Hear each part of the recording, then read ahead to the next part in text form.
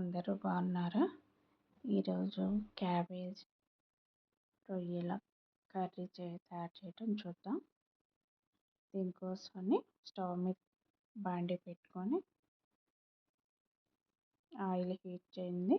ఉల్లిపాయ క్యాబేజ్ని వేయించుకోవాలి. సన్నగా తరిగిన క్యాబేజ్ వేసి వేయిస్తున్నాను.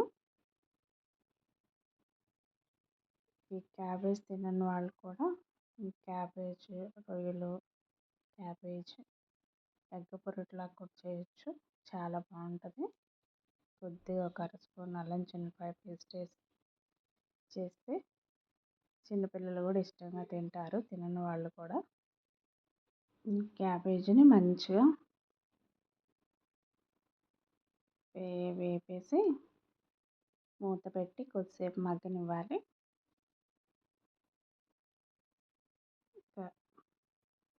2-3 నిమిషాలు మగ్గాక మళ్ళీ తిప్పి కొంచెం అల్లం చిన్నపాయ పేస్ట్ యాడ్ చేస్తున్నాం.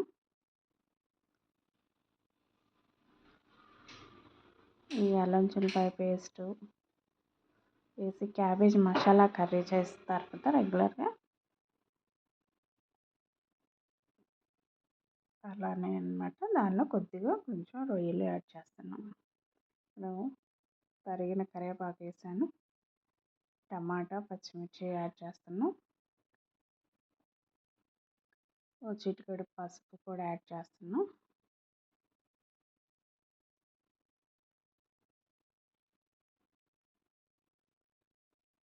మళ్ళీ ఒకసారి మొత్తం కలిసేలా తిప్పేసి మూత పెట్టి మళ్ళీ ఇంకొద్దిసేపు మగ్గించాలి.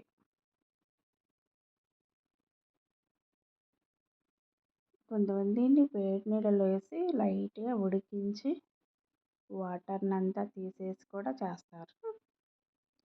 ఇలా కూడా సిమ్లో పెట్టి ఈజీగా చేసేసేయచ్చు.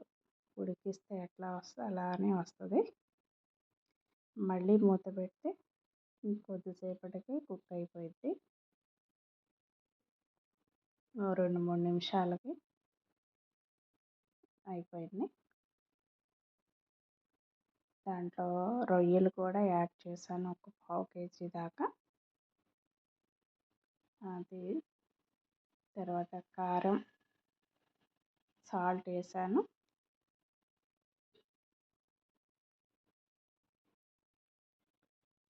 కారం వేస్తున్నాను, ఎండుమిర్చి కారం,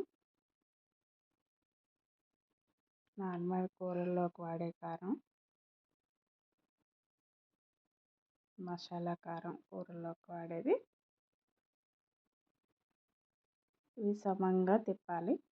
ఆ పచ్చిరొయ్యలో ఒక 1/2 కేజీ ఉడికించిన రొయ్యలు యాడ్ చేశాను. అది వీడియో ఆన్ చేయటం మర్చిపోయారు, అది స్కిప్ అయిపోయింది. దీన్ని మళ్ళీ మొత్తం కలిసేలా కలిపి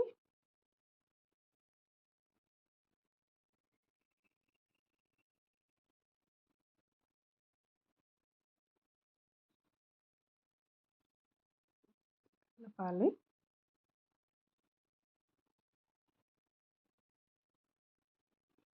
మన ఛానల్ చూస్తున్న వాళ్ళందరికీ థ్యాంక్స్ అండి. ఛానల్ సబ్స్క్రైబ్ చేసిన వాళ్ళకి, లైక్ చేస్తున్న వాళ్ళకి, కొత్తగా చూస్తున్న వాళ్ళకి కూడా లైక్ చేయండి, కామెంట్ చేయండి. ఇంకా క్యాబేజ్ని ఎన్ని రకాలుగా చేయొచ్చో కామెంట్ చేయండి. ఇప్పుడు కొంచెం వాటర్ యాడ్ చేశాను.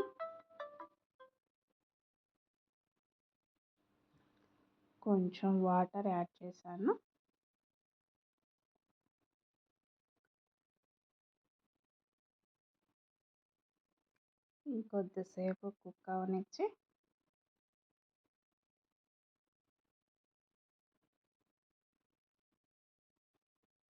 మళ్ళా సైక్లోన్ అంటున్నారు, వాతావరణం అంతా చల్లబడింది.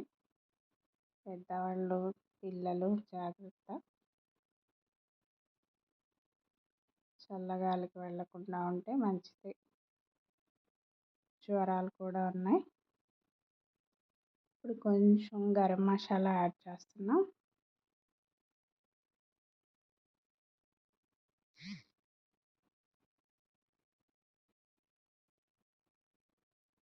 గరం మసాలా యాడ్ చేశాక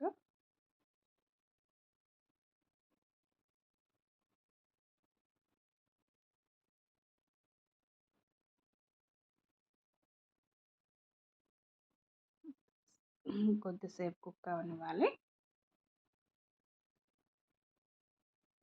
చపాతీలోకి రోటీలోకి కూడా బాగుంటుంది. వేడి వేడి అన్నంలో వేసుకొని తింటుంటే చాలా బాగుంటుంది.